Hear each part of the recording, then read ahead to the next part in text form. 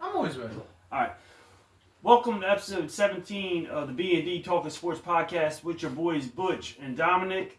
We're a father and son duo that just loves talking about sports and mostly football. We do a weekly podcast where we just kind of give our top picks from the college football and NFL from the week before. And then also we do our top 5 games to watch for this week's coming up in college football and NFL. We're going to talk about the college playoffs and some of the scenarios or possibilities that could possibly happen after this week's conference championship games. We're also going to talk about there's probably about 10 coach hirings happened so far.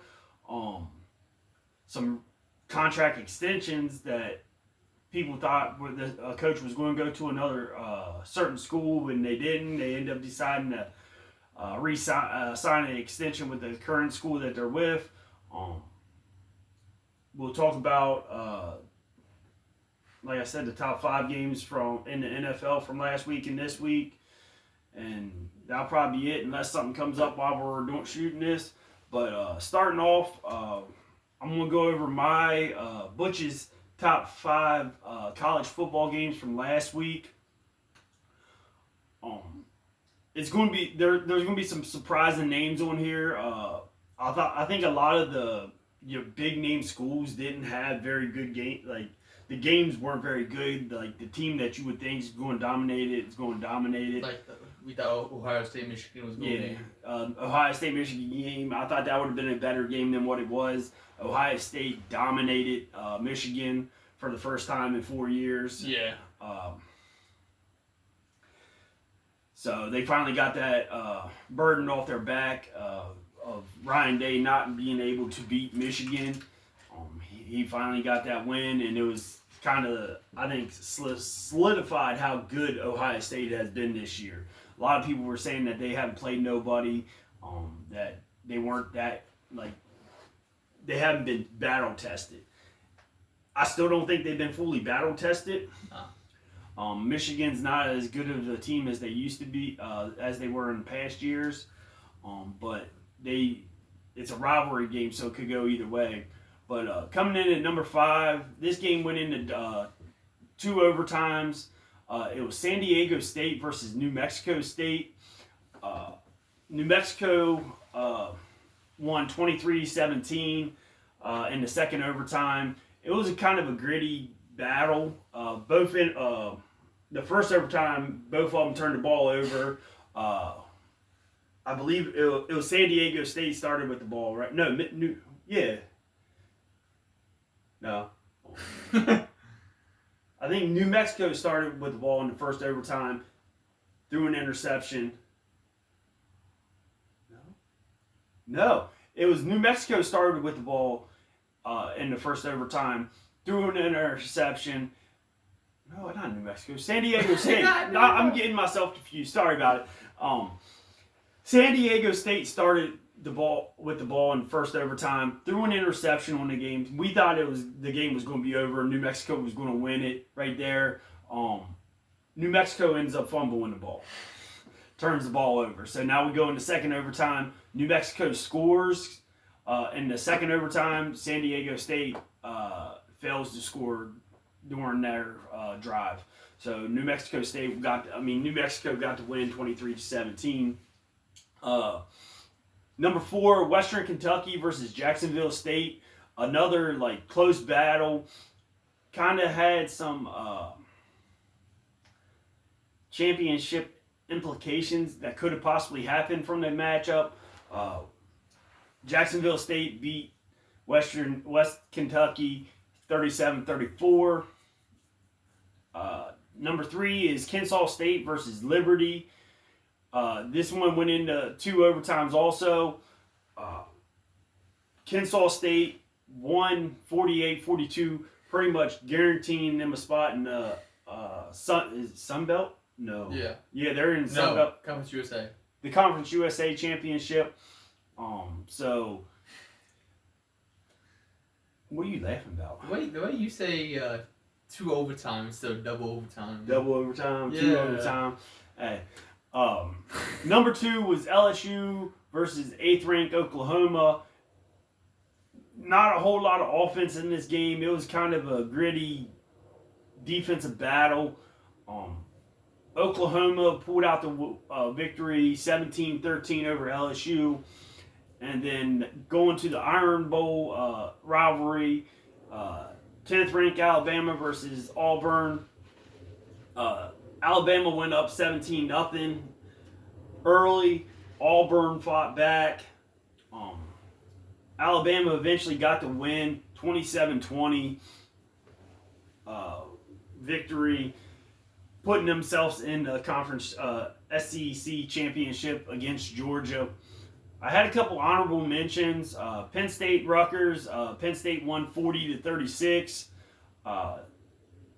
University of Louisiana Monroe versus Louisiana rivalry game. Louisiana won 30-27 in overtime. And then Arkansas State versus Appalachian State. Arkansas State won 30-29. So, Good for Penn State. Yeah. Really, the only school left without coaching hiring right now, but we'll kind of talk about that here in a little bit. You want to go over your top 5? Yeah, I can go with my top 5. I had a couple options. So I had more than 5 options, but so at 5th place on Thanksgiving, the Pack was beating the Lions 31-24. Better than the first game they played. Yeah, it's a little bit closer game. The first game, week 1, Packers just destroyed the Lions. Yeah. Played a little better this one. Micah Parsons pretty much closed that game out with some sacks. But the thing is, the question is going to be, if St. Brown doesn't get injured early in the game, it doesn't make a difference. Hey. Well, which you never know. 4th place, I got the Buccaneers beating the Cardinals 20-17. It was a defensive fest at first. Then both offenses kind of figured it out. Picked it up a little bit, yeah. Jacoby Brissett remember how to play ball. So, yeah. 3rd place, I have another Thanksgiving game. The Cowboys beating the Chiefs 31-28. Yeah. So, Dak looked good. Cowboys kind of went up early in that game, and then Chiefs kind of battled back a little bit. Yeah. It was like a back and forth game for a little while, and it was like, I hate to say it, but Cowboys are getting hot at the right moment, and they're looking good. Dak and that connection between Dak and George Pickens, and then him and CeeDee Lamb actually making catches, not dropping the ball a lot. That's a great trio right there. Yeah. And then Javonte Williams is looking good running. Their defense is kind of putting things together. The addition of Logan Wilson and Quentin Williams at the trade deadline is really helped that defense out. So I think that was a really good game too. The thing is, will the Chiefs figure out how to turn it around and make plays? Because they beat the Colts last week. Yeah. And then they 4 days later lose to the Cowboys. So. But with Colts, they're kind of on a slide right now. So it's are the Colts as good as? Are they really as good as their record shows? Yeah. If you could shut down Jonathan Taylor, you could pretty much. Which we did not. No. We did for the most part, and then. Yeah. But going back to the Cowboys, they beat both teams out in the Super Bowl last year. Yeah. Within 4 days, so they might make a deep playoff one if they can make it to the playoffs. Yeah, if they can make it to the playoffs, and they don't do what Cowboys usually do, is choke in the playoffs. They might have a chance. Yeah. So, 2nd place, I have the surprise of the week: the Panthers beating the Rams 31-28. Matthew Stafford did not look good. No, a lot of turnovers in that game. Derek Brown with pretty much the game sealing strip sack fumble. Panthers, they could be a very good team. Yes. But they're also not very consistent. Yeah, if they were more consistent, we could say they could make a deep playoff one, but the inconsistency is something that needs to be worked on. Yeah. One week, Bryce Young comes out and just lights it up, and then they're also capable of laying a goose egg like they did against the Bills a couple weeks ago. Yeah. So it's like they can compete with some of the best teams, but they are also capable of dropping that goose egg and getting destroyed. And they beat the Rams around the top corner, J.C. Horn. Who left in the game, No, he left last week's game because of concussion, I think. But... And the... Moore. Travion. Is it Travion Moore? I'm not sure. Travion Moore. Their safety, I mean, he was suspended for a game for pretty much starting that fight with Jawan Jennings the week before by punching him in the balls. But then, number one game of the week, I got the Broncos beating the Commanders 27-26 in overtime. Yeah. That Sunday Night Football. That's the Broncos, they got a very good defense. Yes. Their offense is inconsistent. If they could just piece it together and actually be complete through the whole entire game and actually not have to focus on winning at the last second, they could be a very dangerous team. They probably could be. I still think they're capable of making it to the Super Bowl. Yeah. But they're going to need their offense to be a little bit more consistent. I mean, it's kind of like the... I'm not talking about defensive wise or anything. The way they're able to find... Just to find that win... It reminds me of the Chiefs. Yeah. How they were able to find ways to win. You get it that way. You get it right. Yeah.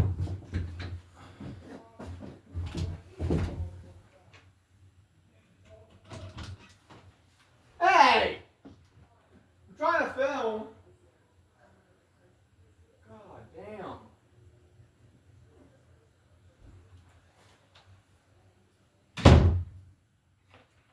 Sorry about that, guys. As you can see, we're in a little bit different setup for this week's episode. Normally we shoot in our garage, and that's our setup. But it is currently 8 degrees outside here in Indiana, and our garage is even colder, it feels like. So we decided to move it to inside the house, and we're trying to do the best we can with some of the sound quality and not having a whole bunch of background noise, but we'll figure it out. I don't even know what I'm talking about anymore. You were talking about the Broncos defense. Oh yeah, the Broncos, But the Broncos... The way they're able to find ways to win. Yeah.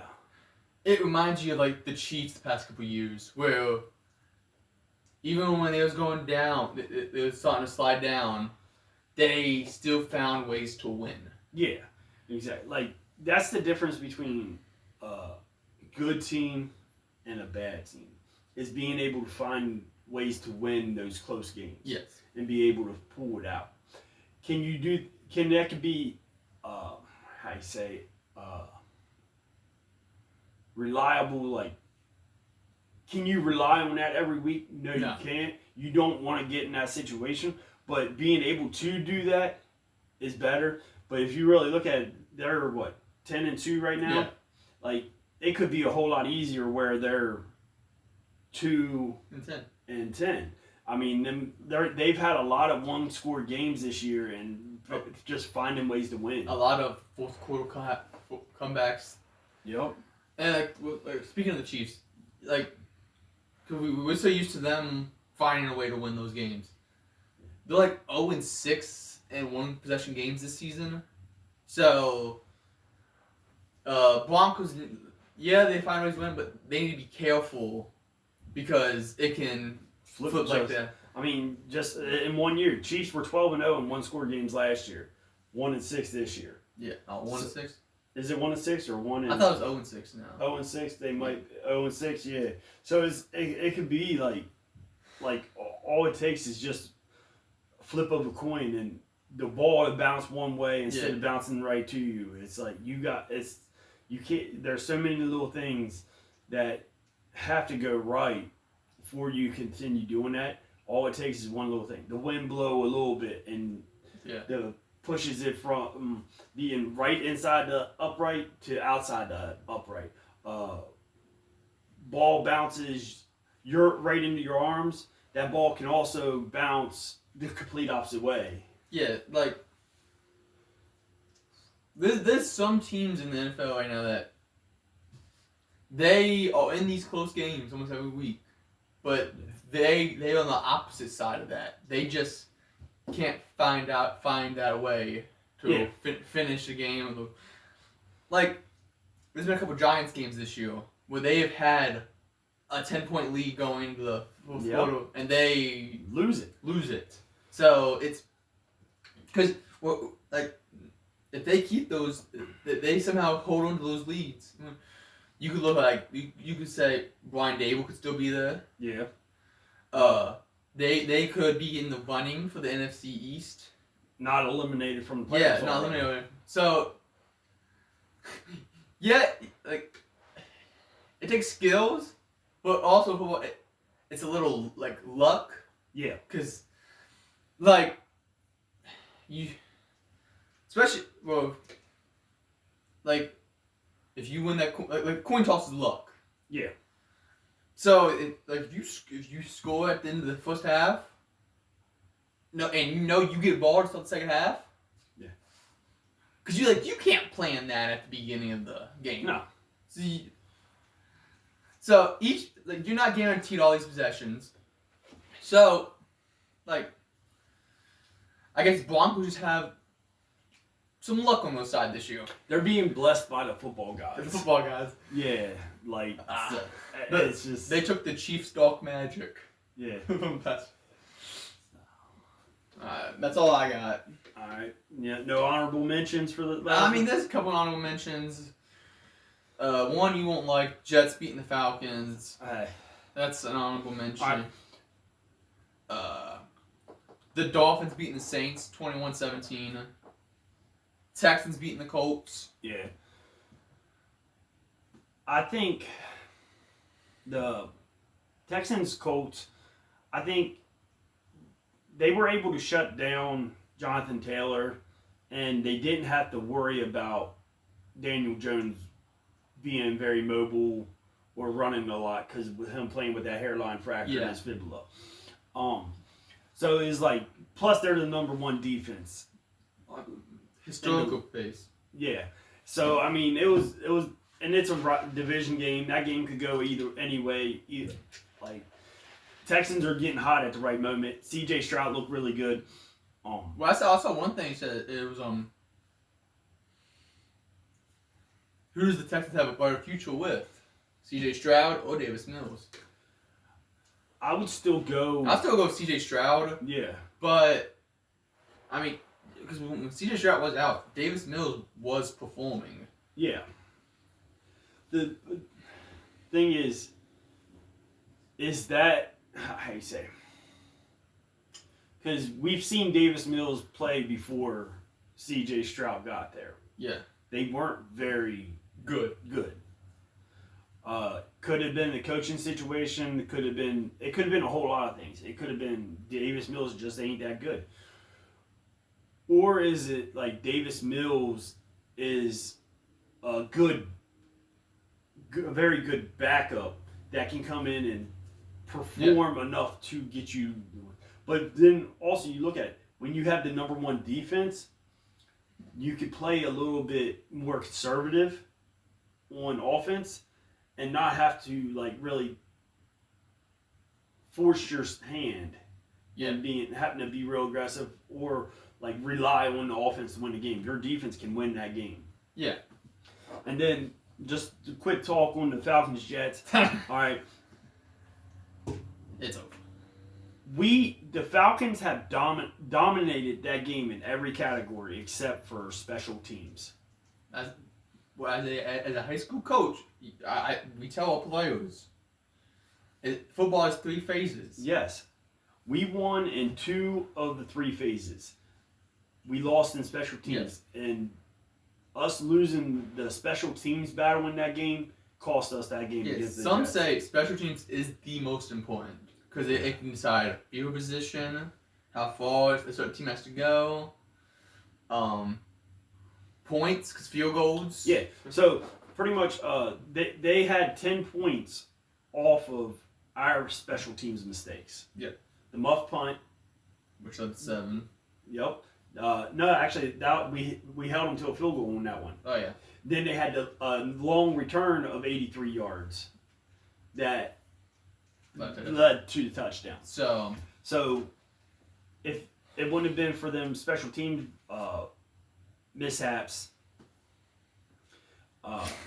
we might not be facing elimination this week. Yeah. And if you look at Falcons special teams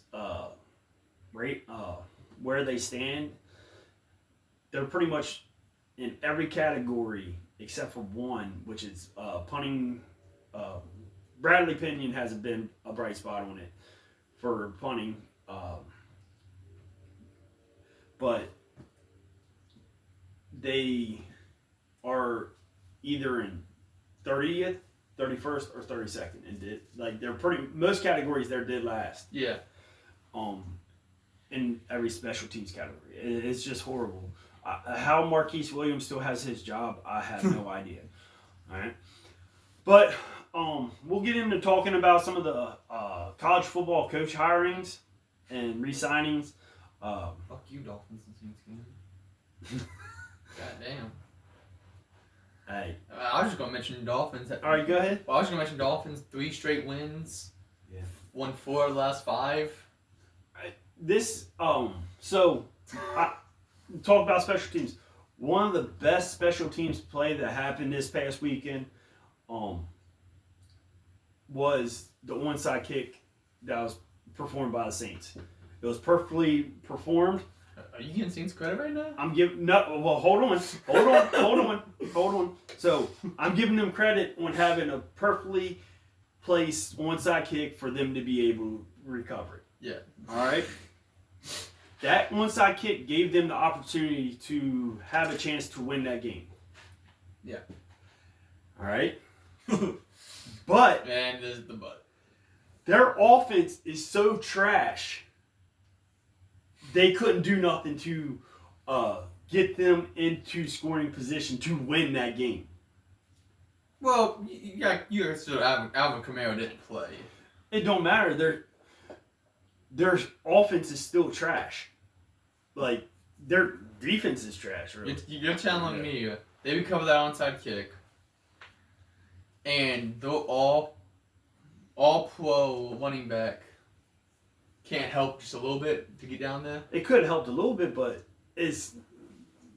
I don't think it would have made a difference. They might have been able to get in field goal range, but a field goal wouldn't have helped them. That's just my opinion. All right? Hey, I complimented them, okay? That's good enough, okay? I had some shit talking to go with that compliment, but hey, I gave him a compliment. I mean, we ain't doing much better than them. No. Hey, we beat them, though. That's all that matters to me. All right? If we didn't beat them, we'd have the same record as them. Yeah, but we beat them, so, all right? So, some of the coaching hirings from so far this coaching cycle. This one happened about a week ago. UConn's head coach, Jim Mora, took the Colorado State head coaching job after leading UConn to the back-to-back 9-win seasons in probably the longest time, if not ever. I think it was a dumb move on Jim Mora. Leaving, yes, UConn's independent school. They don't have that conference to help them out and stuff like that. But you look at Notre Dame; they're independent also. Yeah, yes, Notre Dame's a nationally recognized brand, but you keep building wins. Yeah, he turned the. That's how you start. You start building those wins. More recruits see what you're doing there. Yeah. You might not get those big 5-star players, but you start building something there, and you don't leave when. No, it's just it was a very surprising move. I don't know what he was thinking, by doing that, but. I mean, at least he didn't leave the team that was going to make playoffs. Yeah. So. That it could have been. It could with the the state of college football right now. It could have been more hey, maybe Colorado State's offering up a little bit more NIL money. I don't see it, but hey, you never know why a coach does it. The next one, Alabama's co-offense coordinator. Jamarcus Shepard, he took the Oregon State head coaching job.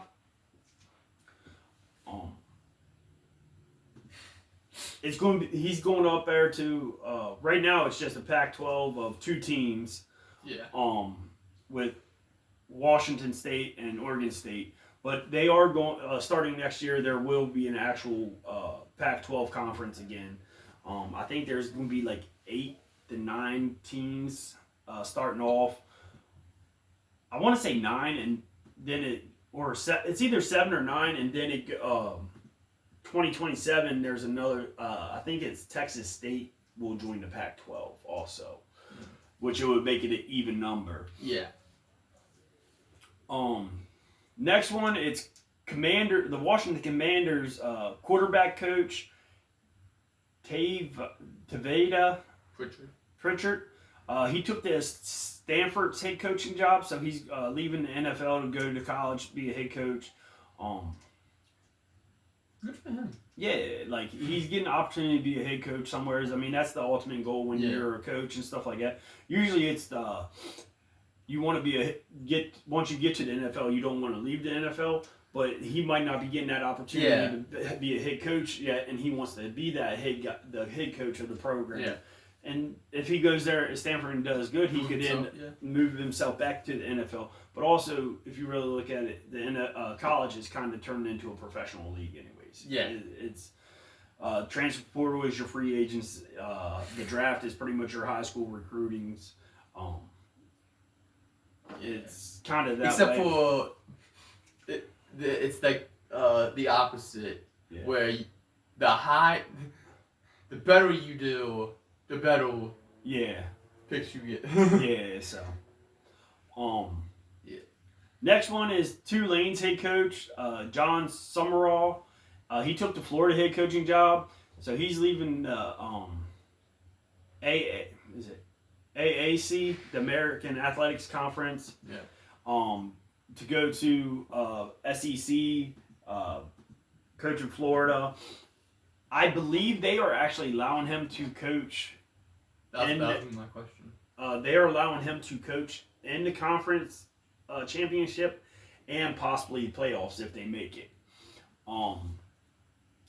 So Florida is going to be rooting for Tulane to lose this week so they can get their coach sooner. Yeah. Tulane and John Summerall is going to be wanting to win, so they can try to have a chance to get into the college football. Win and hope Duke wins. Yeah. Let's see. Next one, Memphis head coach Ryan Silverfield. He took the Arkansas head coaching job. Damn, that's my first dynasty team. Memphis? Yeah. This one right here, the next one, University of South Florida head coach Alex Golish. He took the Auburn head coaching job. Next one, JMU head coach of JMU Bob Chesney. He took the UCLA head coaching job. He's another one that he's coaching. Might be coaching in the playoffs. He is coaching in the conference championship because JMU's in the conference championship this week coming up. So might be. It's like, I guess there's not that threat of poaching players that we'll talk about here in a little bit. Let's see, what else? Former Northwestern head coach Pat Fitzgerald, he took the Michigan State head coaching job. He was in a battle, because he was in a kind of a legal battle for wrongful termination from Northwestern. I think it was kind of ruled in his favor, but now he's getting back into coaching. Oregon's offense coordinator, Will Stein, took the Kentucky's head coaching job. I think that's a good hire for Kentucky. Oregon's offense has always kind of performed well and stuff like that. Going to be getting his opportunity to be a head coach now to see if he can bring that offensive paralysis, powerhouse type thing that Oregon always kind of had to Kentucky. The Wildcats. Go from a duck to a Wildcat. The best hiring I think happened so far this college offseason. It happened today. Ohio State's offensive coordinator, Brian Hartline, accepted the South Florida head coaching job. Like, what he's been doing at Ohio State with the wide receivers, I mean, he pretty much turned them into an NFL factory with wide receivers. He was a great wide receiver in the NFL too, even at college and with Ohio State. Played good bit of years with Miami. He was pretty good wide receiver. It might be like right when you first really started getting into football, so you might not remember that. He was really good wide receiver that became a head coach after playing, and he's done really good things with Ohio State. Yeah. So now he gets his opportunity. Last year he was just a wide receiver, a quarterback coach for Ohio State when they won the national championship. Chip Kelly left to go to the NFL, which he already got fired from the Raiders. And then Brian Hartline was named offense coordinator for Ohio State this past year. And then that got him the opportunity to be the head coach of South Florida. The last hiring that's happened so far, everybody probably already knows about it. It's been everywhere. It's Ole Miss head coach Lane Kiffin taking the LSU job as head coach. He wanted to coach Ole Miss in the playoffs and try to continue on this historical season. Yeah, historical season for Ole Miss, and they decided not to allow that. I think it's a lot to do with they don't want him trying to continue because they wouldn't even let him talk to the players in the team meeting this weekend. So I think they were trying to eliminate any type of thing where he could try to get some of the coaches to go with him, some of the players, to set out of playoffs and stuff like that, to enter the transfer portal. I mean, I don't think that's gonna work. No, I still think a lot of the players are. Well, that's if they're even happy with him like leaving. I mean, yeah, they understand. And he left his dog. I don't know how true that is. They're saying he left his dog on the at the airport. I don't know how true it is. Made me upset. But he said it was a hard decision for him to make. He went to LSU because they offered the most money that they could offer to the players, because that was one of his biggest factors in which coaching job he was going to take. He said he wasn't worried about the money for himself. It was more about the money and what opportunities for the players. I think he's going to go there to succeed. He's going to have to win multiple championships there, national championships, for it to, justify him leaving, or even kind of be a good turnout. Because there's other coaches that's left schools and went there, won one championship, and then pretty much didn't do anything after that. So yeah, he's going to have to win multiple championships for it to be I just find it funny. Yeah. That is his daughter's boyfriend is into the transfer portal. Yeah. Imagine how awkward that's gonna be at the Christmas dinner. Yeah. I guess Whit Wilkes, like he said, he entered transfer portal. LSU's linebacker. He is also dating Lane Kiffin's daughter. I guess he didn't want to be coached by his girlfriend's dad. Yeah, so he's in the transfer portal. I mean, I don't know if I would want to either. Yeah. So we'll see. Really, I think the only major opening still is Penn State job, which is kind of surprising because it was labeled as one of the best jobs to take. Well, I mean, but everybody that they've been kind of interested in got extensions from the schools that they're previously at. Or currently at. Or the woman and yeah, some religion thing. They were really focused on BYU's head coach. I don't blame you. Khalid Steakin. I'm sorry if I butchered that. I already know I butchered it. But BYU's head coach, that's who Penn State was really, really interested in. Yeah. He actually reached an extension agreement with BYU to stay there. So now Penn State's still looking for a head coach. There's multiple good head coaches that were hired that Penn State failed to get. Yeah. So it's kind of like, I don't know what they're doing. Maybe that job ain't as good. Well, I mean, if you really look at it, who's going to be the quarterback next year? Yeah. Because Drew Aller, he's gone. Yeah, he's gone. I mean, they lost quite a few recruits that decommitted once James Franklin got hired. Oh yeah, that's another one. I thought you mentioned it already. No, I think I have mentioned it in other ones. James Franklin getting hired by Virginia Tech as head coach. I know some of the commits that were originally committed to Penn State decommitted and kind of committed to Virginia Tech because of James Franklin going there. One of them, he ended up committing to West VU. Hell yeah. Love to see it. Thank you. Kevin Brown, he was originally committed to Penn State, and then he decommitted when James Franklin got fired. And then he committed to West VU, and then next day Virginia Tech hired James Franklin, so you guys got it a day or two early, so he might have went to Virginia Tech. But his dad was a West VU legend too, so. Hey, we will take any help we can get. We already got our quarterback of the future, Scotty Fox Jr. Well, they just got left tackle in Kevin Brown. Yeah, so we all. Now, skip over the Texas Tech game and look at the 3 to 4 games before that. Yeah, we're building something right here. And only to lose 49-0 to a top 4 ranked team, that's not bad. Nah. So we'll see.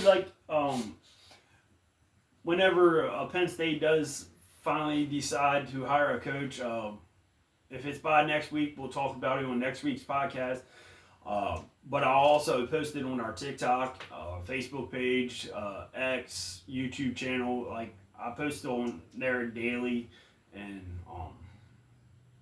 you can follow us on there too. Hopefully by the time we talk about it, we're back in the garage. Yeah. So, let's see. Hey, there's one thing I do want to say. Maryland got the highest commit they've ever got in Nationals early signing day today. They got the number 1 rank defensive end edge rusher in the class of 2026. 5th ranked national ranked player. Welcome to Maryland. All right. You want to shout out your freshman quarterback too? Hey, Malik Washington. Hey, he's going to be a sophomore quarterback next year, and he's going to continue building on the good season he had this year, even though the record didn't show it. What, 8 straight losses? Yeah. After y'all started 4-0? Yeah. All right. So how was that? Hey, we got in Big Ten play, and Big Ten's we played some good teams, okay? Hey, we kind of turned all the luck around. And then you got smacked in the final game. Texas Tech's not a real team. All right. But we're going to move. So I didn't pick top 5 games for college football coming up this week because it's conference championship week. There's only 9 games, so I'm going to talk about all 9 games, and then we're going to make our picks for them. We gotta say that for last. Yeah, we can start. Mine. No, all right, go ahead, bruh. My opinion, do you want to save the championship stuff for last? Okay. Alright, well, my top 5 games of week 14. I didn't mean to steal your thunder. No, you're good. 5th place, I have the Bills, the 8-4 Bills, hosting the 4-8 Cincinnati Bengals. I know the record doesn't show it, but with Joe Burrow being back, Jamar Chase, the T. Higgins I know he's questionable to play this week. Yeah. But we saw what they did to the Ravens last week. Yes. Their defense actually played really good, forced a lot of turnovers. So it's like, who would have thought bringing back Joe Burrow was going to help the defense? I know. And then he's 18-4 and playing in December. Yes. So it's looking good for the Bengals if they can get on a run. Because really, if you look at it, the AFC North is still open. Yeah, especially with Aaron Rodgers' injury thing. Steelers ain't looking very good anymore. No. Ravens are not playing very well either. So there's a chance the Bengals could come back and take that. And then the Browns. They're the Browns. Oh, they did open up Deshaun Watson's 20-day window for practice for him to possibly return this season. Why? I don't know. But at 4th place, I have the 8-4 Eagles going to Los Angeles to play the 8-4 Chargers. They say Herbert is day-to-day. With that broken hand? Yeah, because he had surgery. But he's not 50-50. I mean, he came back into that game last week when he broke his hand and finished to win that game. Yeah, so he's still, I want to say 60-40. Yeah. Chance he's going to play. I don't think... Monday night? How you say? I know we did on the one podcast, are the Chiefs still the Chiefs? Are the Eagles still the Eagles right now? Or are they going to be like the 2023 Eagles where they had that very good run and then fell apart at the end of the season? That's where it's trending to right now. I mean, I can see that. But one thing I have noticed is these past 2 games, they've gotten A.J. Brown more involved. All right. But 200 and some rushing yards, 250 plus rushing yards against the Chicago Bears this past week. They gave up. So it's like their defense ain't doing the good. Yes, they're getting A.J. Brown involved in games, but Saquon's still not running the ball very well. Their defense is giving up plenty of yards. They're not looking good altogether. Yeah. So I think all of the issues that are going on in that locker room is starting to take a toll. Yeah, I think it's going to be a completely different team next year. I think there's going to be some changes in the offseason for the Eagles, especially if they continue, if they don't finish out the season as good as they started the season. I think the only person guaranteed next year is Big Dom. Because if you really look at it, there's a chance that even though Cowboys dug themselves in the hole at the beginning of the season, there's a chance the Cowboys... Yeah, they're looking good. There's a chance the Cowboys can find a way to possibly win the NFC East. And there could be a chance where the Eagles don't even make the playoffs if they continue going the way they're going right now. So, well, in 3rd place, I have the Cowboys at Detroit this week 6-5. Thursday night. Yeah, Thursday night football. 6-5-1 versus 7-5. And this is a game where they're both on the outside looking in at the playoff picture. They both right need. Now. They need this win. Yeah. But I honestly, I feel like the Lions might need this win more Than the Cowboys. because they were 15-2 last year. Yeah. Now they have already doubled the losses. They might not have St. Brown for this game. Yep. So it's that what I talked about at the beginning of the season, before in preseason, Ben Johnson. about them losing both their coordinators if they were going to be able to perform the way they did. Because you see how Ben Johnson, when he went to Chicago, he turned them around. They started off slow, but he's turned it around. That running game is pretty good. Yeah. But I don't think we need to talk about Dallas much because we talked about them earlier. But that 1-2 punch of Pickens and CeeDee Lamb. Yep. And the run game. Dak's playing at an MVP type level again this year. So that defense is figuring it out. Yep. So they might be dangerous this year. Second place, I have the battle in AFC South. The Colts traveling to Jacksonville, both 8-4. I think for some odd reason, Colts can't find a way to win against the Jaguars here in recent years. Daniel Jones dealing with that hairline fracture. Sauce Gardner out. He's out for multiple weeks with that calf strain. So it's going. It's going like that. AFC South division is a very close race. Yeah, it looked like Colts were and it looked like the Colts were running away with that division. Not so much now. Yeah, Texans had won like 5 out of the last 7. Jaguars, even with Brian Thomas Jr. being out a couple weeks, Travis Hunter missing the rest of the season, they have, like we said earlier, they have found ways to win. Yeah. So they're looking good. For the number 1, I got the Bears going to Green Bay this week. Yep. It's 9-3. It was 8-3-1. Can the Bears' success continue in Green Bay? How they're running their offense and stuff like that is able to. They could take that to the Green Bay and play like that. Yeah. They don't rely on the pass game. They rely on that run game and defense. Their defense has the most takeaways. Yes. The question is, will they be able to run the ball against that Green Bay defense? We'll see. I think that that 1-2 punch of Swift and Mongolia. I have more fantasy yet. Like he's a rookie too, so it's like they're hitting that stride at the right moment. Ben Johnson is like I want to say he's probably coach of the year right now. Yeah. It's either him or Mike Vrabel.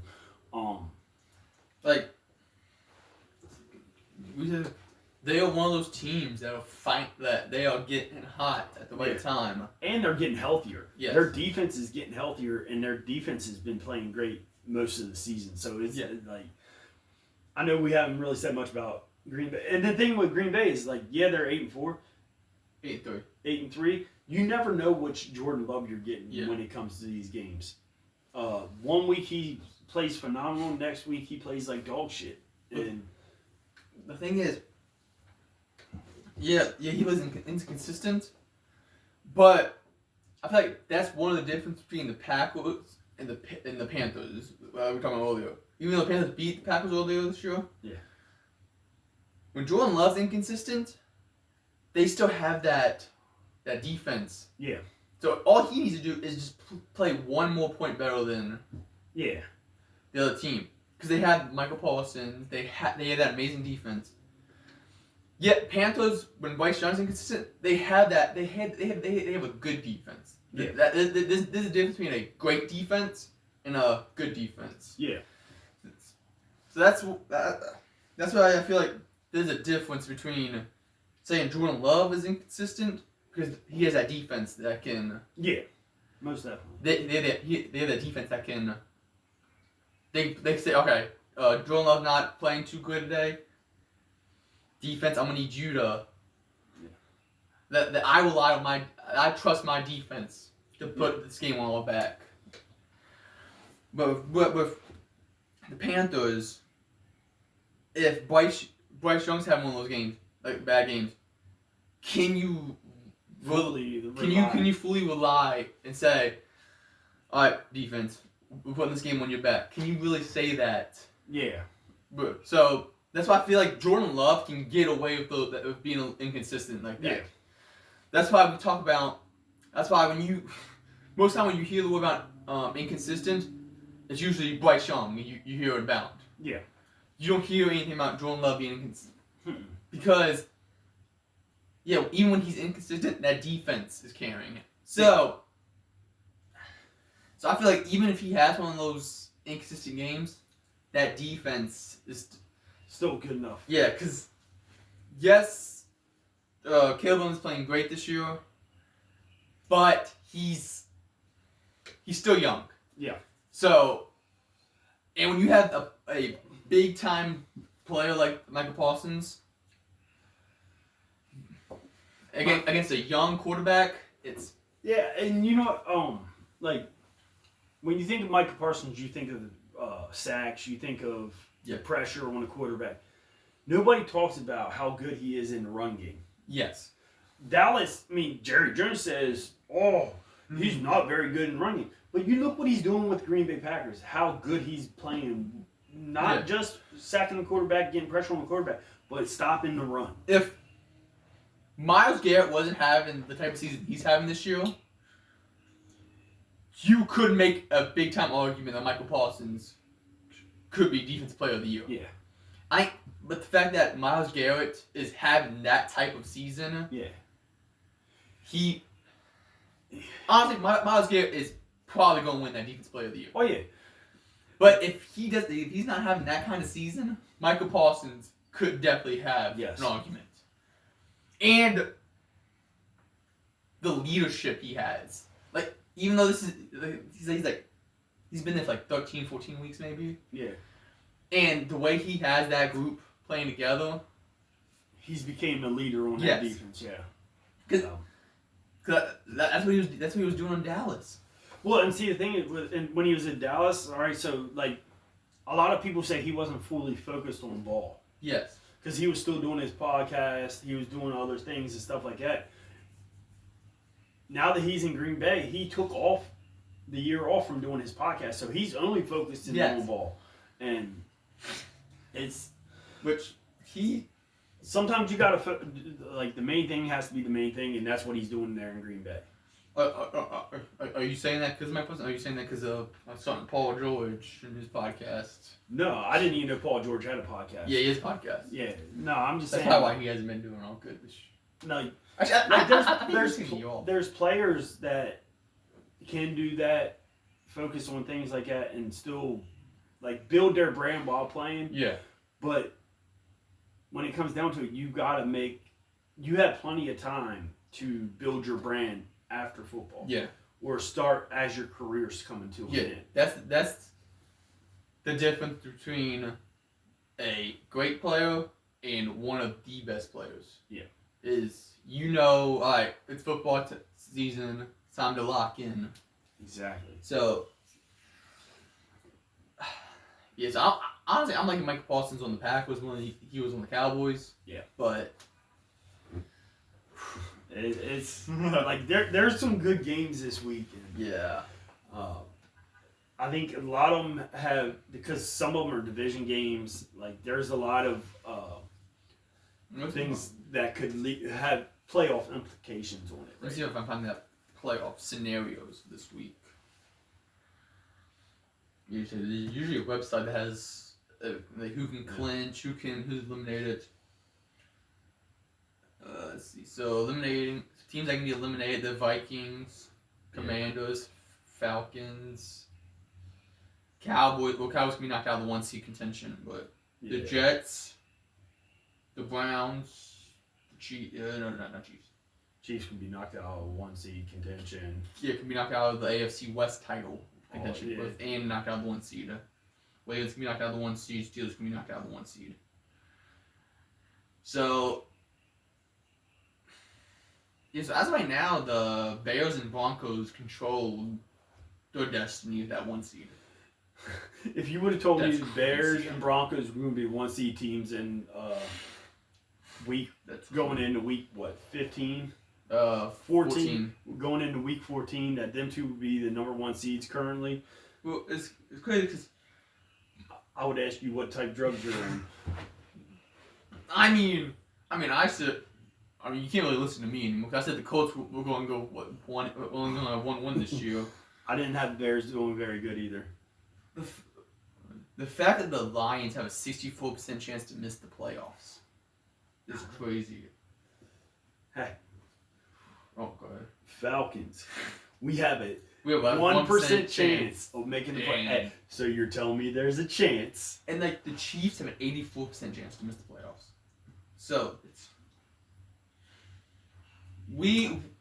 I feel like we know some stuff already this season.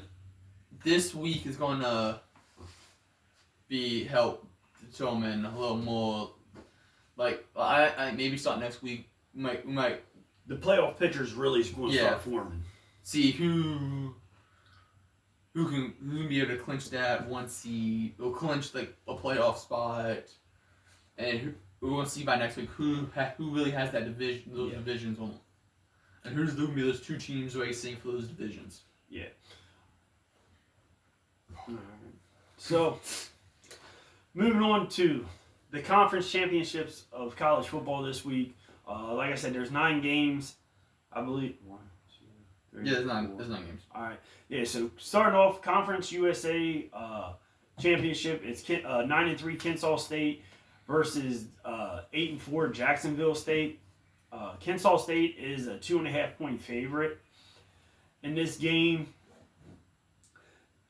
I don't know exactly how it would play out, but there is a possible, a very, very low possibility that Kennesaw State, if they win, could possibly make the college football playoff. You're telling me there's a chance in their second year of FBS play.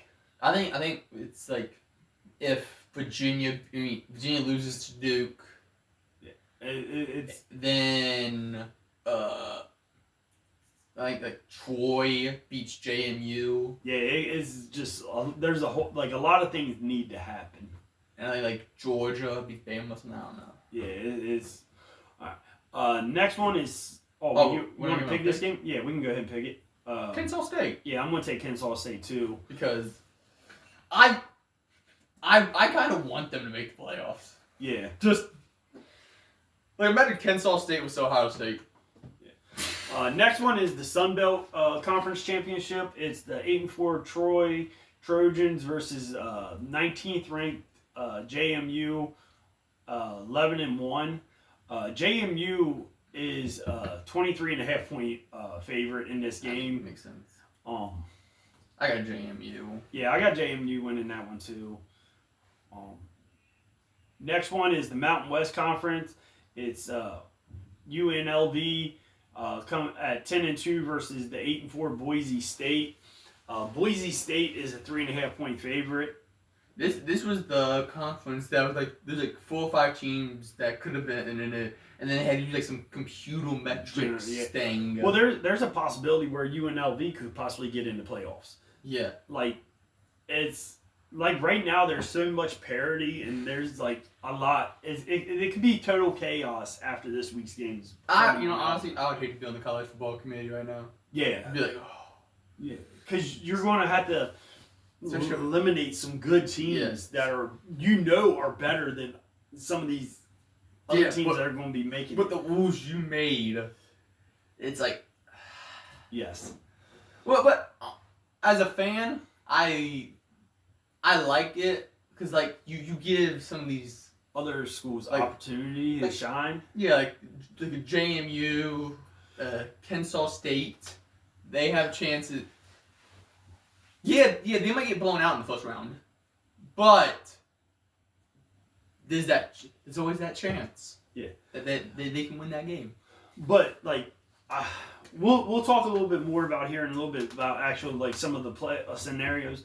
But it's like you want to root for that underdog and see them have that opportunity. But then again, you also want it to like you want to be like, I want to see some of the best football. Yeah, but like I don't want to see blowouts in the playoffs. Like, but like you gotta be able to give them opportunities too. Yeah, that's like the risk you take. Like with the NBA doing right now with the play-in tournaments. Yeah. That's like honestly, I wouldn't mind them adding like a play-in tournament to NFL. Like they get like that 7th, 8th. Yeah. That. My also should be saying that so I can get an extra week of football, but. And then, who do you think? Boise State or UNLV? I'm going UNLV. So that same here. So far we're all three. Damn it. Now it's the American Athletics Conference, 20th ranked, 11-1, North Texas Mean Green versus the 21th ranked, 10-2 Tulane. North Texas is a 2.5 point favorite. I got Tulane. I'm gonna take North Texas on this one. Are you just saying that so we finally have a different answer? No, I just I'm just going with my gut. You going with your gut and the better record? Yeah, and the better record. Hey, all right. And then next one is the MAC Conference. Oh, so neither one of these teams will make it? No, this is just for the championship. There's no playoff implications possibly on this one. You got 7-5 Miami of Ohio versus 8-4 Western Michigan. So this is just bragging rights. 2.5 point. Western Michigan's 2.5 point favorite. Western Michigan. Yeah, I think so too. So finally, a Michigan team can beat an Ohio team. Yeah, we both got Western Michigan on this. Big 12 championship. It's the 11th ranked, 11-1 BYU Cougars versus the 5th. Right now they're the 5th ranked in the AP poll. Yeah, 4th in the playoffs thing. Yeah. 11-1 also. I forgot to put their record. Yeah, 11-1 Texas Tech Red Raiders. Texas Tech is a 12.5 point favorite. I think Texas Tech wins this, but BYU covers. So I'm gonna go with BYU on this one. It's hard to beat a team twice. That's why I'm saying I think Texas Tech wins, but I think it's gonna be a closer game than what it was the first time they matched up. I'm gonna go Texas Tech. Texas Tech covering the 12.5. Yes. All right. Because they destroyed us, and you can destroy us. You can win us. You can destroy anybody. Next one is the SEC championship. It's the 11-1 third ranked Georgia versus the 10-2 10th ranked Alabama. Georgia is a 2.5 point favorite in this game, which kind of surprises me. For the simple fact that Bama beat Georgia earlier in the season. Yeah. And Alabama kind of needs this game more. Yeah. I think there is a possibility that if Alabama loses this game, it would be maybe a 3-loss team.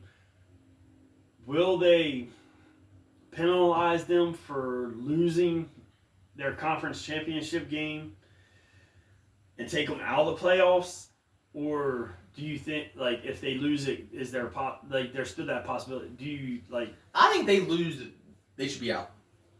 I don't care if it comes in the conference title game.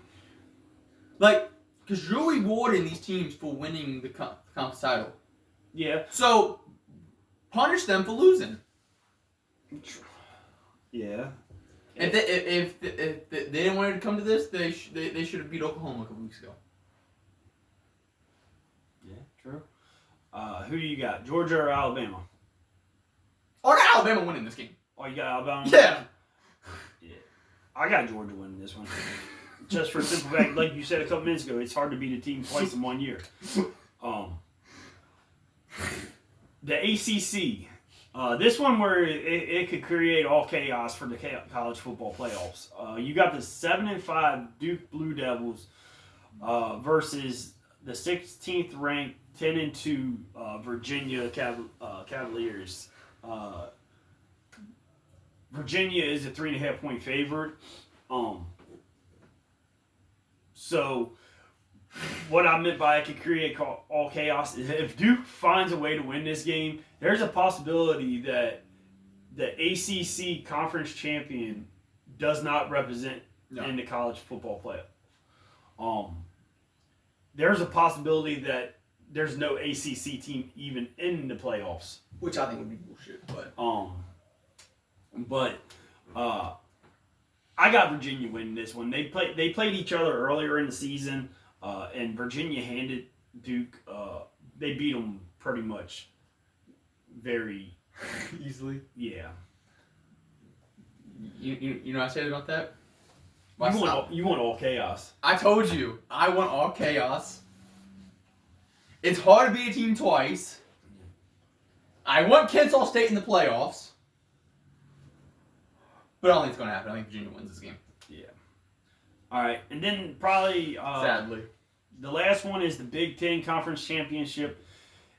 It's the number 2 ranked Indiana 12-0 Hoosiers versus the number 1 ranked Ohio State Buckeyes, also 12-0. Pretty much the only... I think really the only big implication on this game, it's who's going to be the number 1 seed in the playoffs. Because either way, I still think no matter who loses this game, these two teams are going to be in the top 4. Yeah. So I think they're both going to end up having a bye week in the first round playoffs. It's just pretty much who's going to be 1 seed and who has bragging rights for the championship. I honestly think this. I think for some reason someone's telling me Indiana needs this one more than. Oh, they do. All right, so they haven't had a Big Ten championship since 1967. Wasn't about like last year. Well, like last year, and the thing is that last year game between the two, yeah, Indiana lost that game. But if you're looking at the score, it was Ohio State blew them out of the water. Yeah. But actually watching that game was closer than the score leads. My only question is, will Indiana have the receivers? Yeah, they should. Because they haven't. I don't think they've played the best. Yeah, because the wide receiver Elijah is listed as doubtful of a hamstring injury. We'll see. Ohio State's 4.5 point favorite. I just think. I think this game means more to Indiana than it does Ohio State. Yeah. Yes, it means a lot to both of them, but like this is the first time since 1967 Indiana's been in the Big Ten championship. It's being played in Indianapolis, which there's going to be a lot of home. Oh yeah. Like there's going to be a lot of crowd there for Indiana. Yeah. And then. But it's not that far from Ohio State. No, it's not. But like I said, I just think like Ohio State really like even their fans and stuff like that. They're like, does this game even matter? So could they be looking at it like, all right, we don't want to injure our players, star players going into playoffs. But Indiana's going to want to come out and win this game. Yes. Like I said, that game last year was a lot closer than what the score leads to be. This game means a whole lot more to Indiana. Different quarterback. Upgraded quarterback. Yes. I think, like I said, this game means a hell of a lot more to Indiana than it does to Ohio State. But I think Ohio State still wins this game. Like I told you last week. I'm choosing anybody over Ohio State. I was rooting for Michigan over Ohio State. The only thing that scares me is Ohio State's been, like, they've been blowing these teams out and stuff. here lately, Indiana has had a couple close games. Yeah. So, like, Ohio State struggled against Penn State. Had that little close game between Penn State too. But I'm gonna go Indiana. Like, I trust with Indiana also, like, if you really look at it, like, these past couple games, the first half of the game, they started off really slow. And then the second half just took off. Yeah. They can't afford to start slow against Ohio State. They got to come out energized and ready to play right there at the beginning of the game. Yeah, so I'm going Indiana to win this game because fuck Ohio State. But I could see it going either way. And then just last thing, like I said, it could be complete chaos. If UNLV wins the ACC championship against Duke, UNLV is going to make the college football playoffs as one of the 5 highest ranked conference champions. Yes. But if Duke wins, there's a chance that ACC completely misses the playoff. Which I honestly think Champ misses the college football playoffs. Because we already know how the college football team is going to go. They're going to give it to Notre Dame over Miami, but Miami... Which I don't think. Miami should be in. Miami beat Notre Dame. All right, but the thing is, what you can look at is right now, Notre Dame's been relying on that. Like their 2 losses were Miami and Texas A&M. All right, that with Texas A&M losing to Texas, that hurt their resume for Notre Dame. So there's a possibility, like honestly, yeah, I know Texas has 3 losses, but they could easily have only 2 losses if they just booked Kent State over Ohio State. So it's just like the current college football playoff rankings right now. You got Ohio State 1, Indiana 2, Georgia 3, Texas Tech 4, Oregon 5, Ole Miss 6, Texas A&M dropped down to 7, Oklahoma at 8, Alabama at 9, Notre Dame at 10, BYU at 11, and Miami at 12. All right, so which if we're going off that, Miami wouldn't even be in. No, because it would go to either North Texas or Tulane. Yeah, so like these conference championships have a lot riding on these like playoffs implications. So, like BYU, if they lose, like they will be a 2-loss team. They could possibly fall out? All right. The thing is, if they win, like what team's going to drop out of the playoffs? Because if they beat Texas Tech, they're going to be higher than Texas Tech, but you're not going to drop Texas Tech out of the playoffs. Yeah, because they beat Texas A&M. Yeah, and then you got to still have 2 other conference champions because you're going to have your Big 12 conference champion in there, SEC and Big 10. Big 12. Yeah. Big 10. So now there's 2 open spots for conference championships. And if Virginia wins, they're in. And pretty much whoever wins between Tulane and North Texas is going to be in. Like I've been telling you, I just have a gut feeling that Ole Miss is not going to be in it. I don't know. I just had that gut feeling that Ole Miss ain't going to be in it. Which I don't think would be right. It wasn't right when Florida State didn't make it. No, I know, but like the thing is, Miami is better than Notre Dame. Yes. Miami beat Notre Dame. Miami's better than Oklahoma. The only thing is, the only Notre Dame has lying for them is they get to choose their schedule. Yes. Because they're not in conference.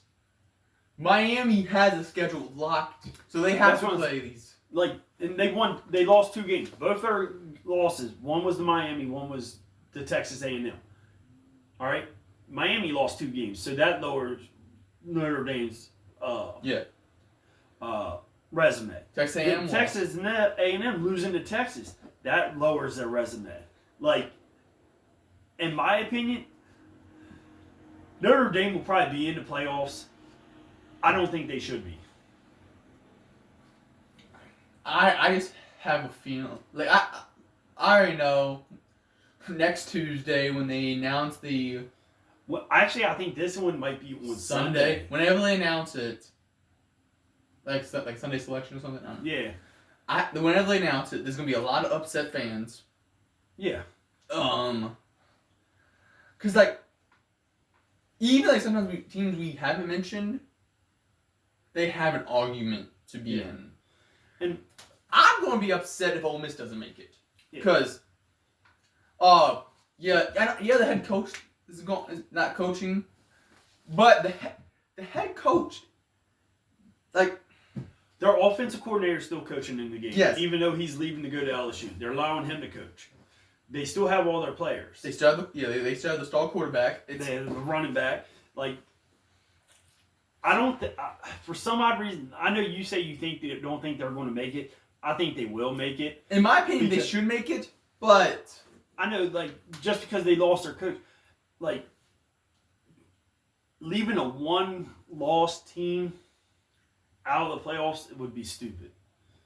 But like you keep saying, Florida State, they didn't make it because of they were undefeated and they lost their quarterback. Well, they were all the way down to their third, fourth string quarterback, and there was only 4 college playoff teams at the time. There's 12 here. So, but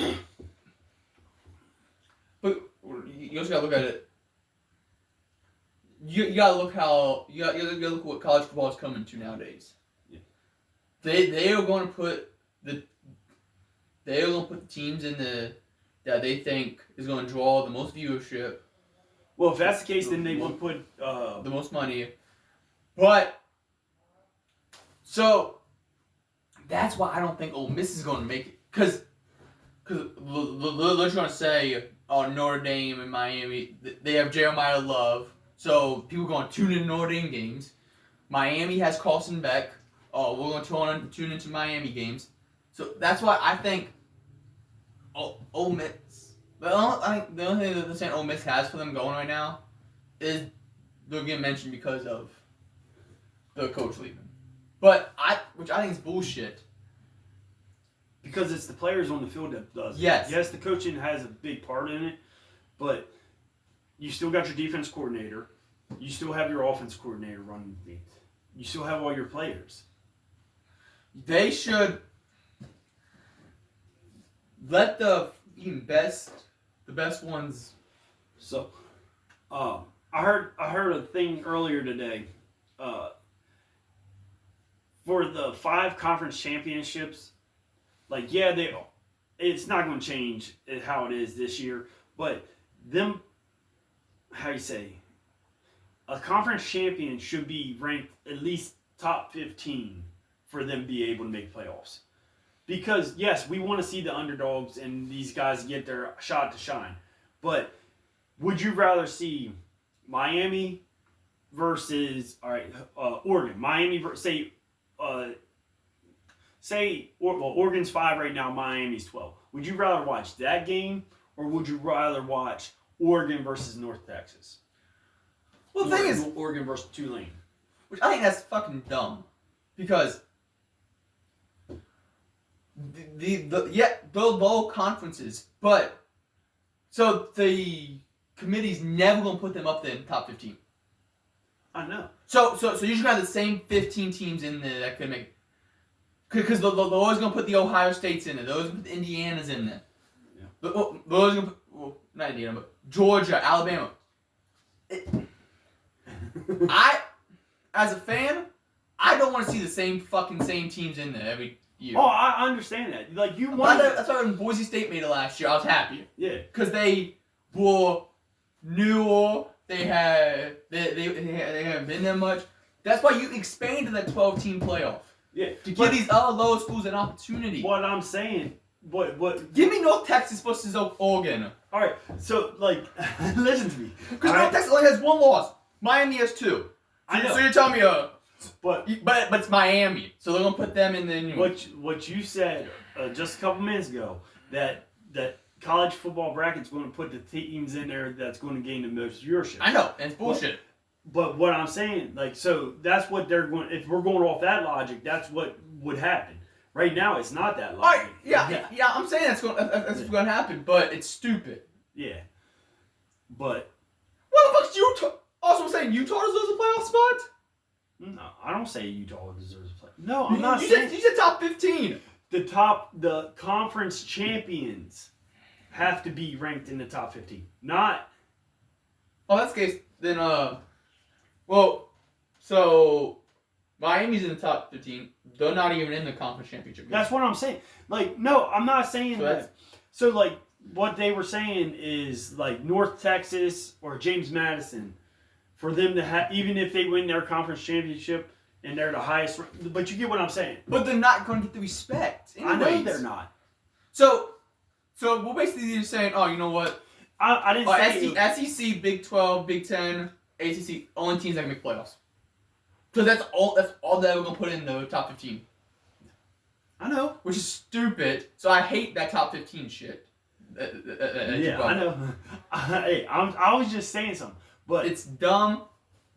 But reason I said it is because of what you said about if they're going to put the best teams out, they want the games that are going to get the game most viewership. That's what they would do. But they can't do that. No, I'm saying that's what you said that they would do. I know. I said they would do that. I didn't say I agreed with it. I know. I don't agree with it either. So. Because if you do the top 15 thing, yeah, you're basically saying, fuck every other comp. So what would be the point of even trying if you're in any other conference? I know. Oh, so if you're in one of those other conferences and you lose one game, might as well just give up on the season. I'm not saying that. But hold on, because you also just said the top 15, the conference champs has to be top 15. Yeah. What about Notre Dame or UConn? They don't have a conference. I know that. So how would that? So they would just never make playoffs? No, I'm not saying. They would still have the you would. But they wouldn't be conference champs. So how would that work? I don't know. I'm just saying. That's what I heard someone say earlier today. Well, that person's dumb. All right. So other than that, we're going to call it a quits here for the week. Like I said, give us a like, comment, let us know how we did. Subscribe to us here on YouTube. Is this why you made me the NFL guy, not the football guy? Also follow us on TikTok at B&D Talking Sports 1. Facebook B&D Talking Sports. X B&D Talking Sports for all of our latest. Like I said, I post on them every single day. We do a weekly show here on YouTube. But feel free to like, comment, follow us on any of the platforms. And we'll see you guys next week with more football talk, college playoffs. See how upset I'm going to be next week. Yeah. But other than that, we're getting out of here for this week. Peace out.